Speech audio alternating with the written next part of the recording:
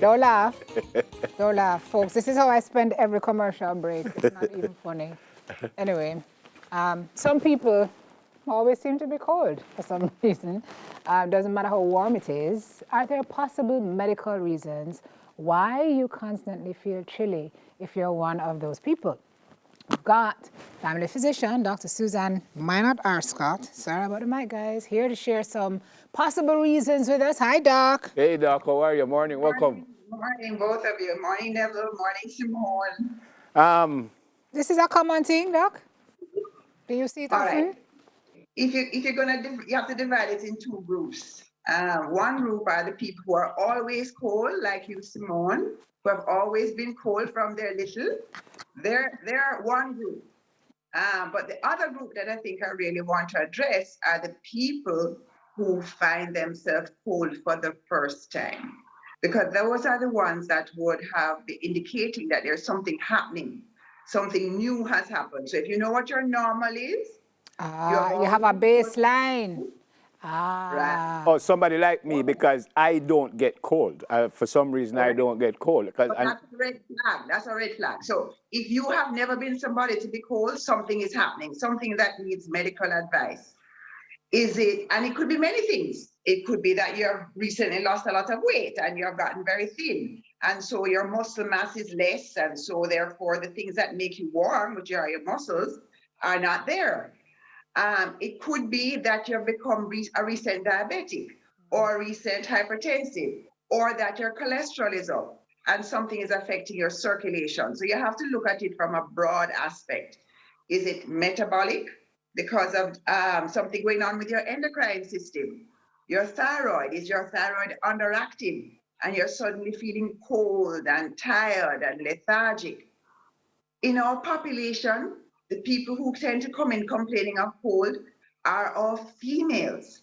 Are they hemorrhaging from their period? Are they anemic? Or somebody, one of the teenagers who has come in because she's suddenly gone on a vegetarian diet and she's not eating meat. And so her B12 is down. So these are the indicators. How long has it been happening? What is new in their life? And therefore it can guide the physician where to look for a cause. But Doc, is it different that you're always cold or you get cold when the time cold? Because the studio is chilly. I don't think Sim walks around in the sun like that, but the studio is chilly.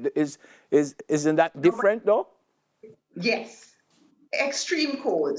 Somebody Right. who is always, it's a warm day. Yeah. The air conditioning is maybe at about a 75, 76, and they're coming all dressed up like Simone as if they're about to have a winter freeze. That's not normal. You know, Doc, that's not nice, is what I want to But tell you. she is having a winter freeze. No, but generally I'm cold and other people are not. So, but this is a long time thing. So, Dr. Sue, let's talk through some of the other possibilities. Lack of sleep can do this? Yes.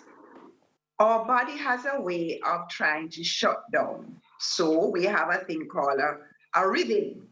We get up at 5, 6 o'clock, we go to bed at 8, 9 o'clock. So for those people who are up studying for an exam, preparing for TVJ, that sort of thing, not getting enough sleep, in the middle of the day when their body wants to sleep, their body might send a message through hormones. There's one called melatonin, which people take as a drug to make them sleep, but the body produces it naturally, and it will cause them to want to sleep in the middle of the day. And the indicator is, I feel cold. I want to bundle up and go into a warm place and have a nap. Yep. Okay. Poor circulation. Poor circulation, very common. Very common?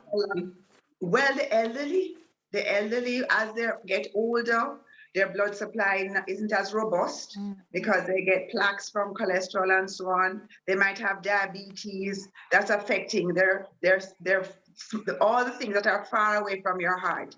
Fingers and toes. They tell you that their toes are always cold and they have to put on a socks. Even in the day, it's them in a socks because their vascular system is under duress because of age. Rapid weight loss, you mentioned. Anemia, Doc. Let's talk about anemia because you say women complain about this. The women who are bleeding a lot, and maybe anemic, and they present with telling you that they're cold and tired. Cold and tired. And sometimes, if they're anemic, their feet will swell. So not only is it cold, but it's swollen. And when you touch it with your finger, you see it get puffy. And it's because they're anemic, and their hands may be pale.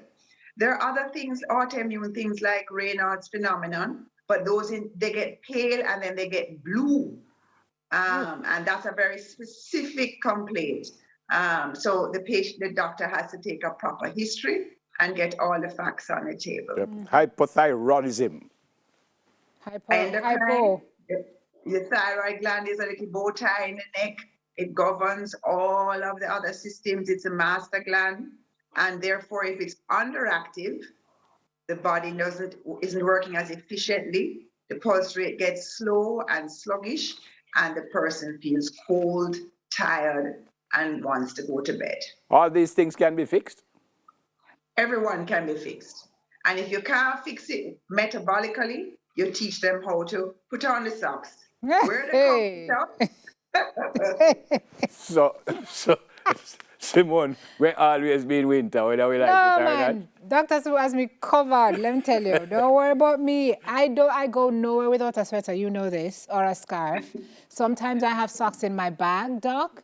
Self-preservation is the highest order. And when I'm cold, I cannot function. So you really just have to know what to do. Yeah. When I say I don't get cold, Doc, I mean, I lived in a very, very cold country for many, many years. And I learned to dress warm. But for some reason, like in the studio, I can feel that it is cold. But personally, I don't feel cold. Because you have a good metabolic rate and you exercise. You're not a smoker, so you don't affect your circulatory system. All of those are good things. So eat right, hydrate. Sometimes dehydration can present with being cold. Hydrate, don't smoke, regardless of what. Even if it is tissue paper, don't smoke. Tissue paper. No, but everybody's smoking all kinds of things, my friend. All right. So, we have to go. Don't start with Dr. Sue. We have news coming up. Dr. Sue, you were so good. I'm impressed. Thank you so much for speaking with us this morning. I hope you're not cold. I hope you're not cold because we wake you up early this morning. But maybe sometimes if you're too thin, maybe you need to put on a little weight so you're not so cold. I won't say to who. All right. Yeah, Doc, it was so great talking to you. I'm sure you have to go. Family physician, Dr. Suzanne Minor-Tarscott. God bless you. Sweetest doctor ever. If you're looking for a GP, she's it. Let me tell you. Still ahead, reggae gospel music from Jaria's Reggae Wednesdays. But first, second edition of News in 5. I don't need to put on any weight. I'm good as I am.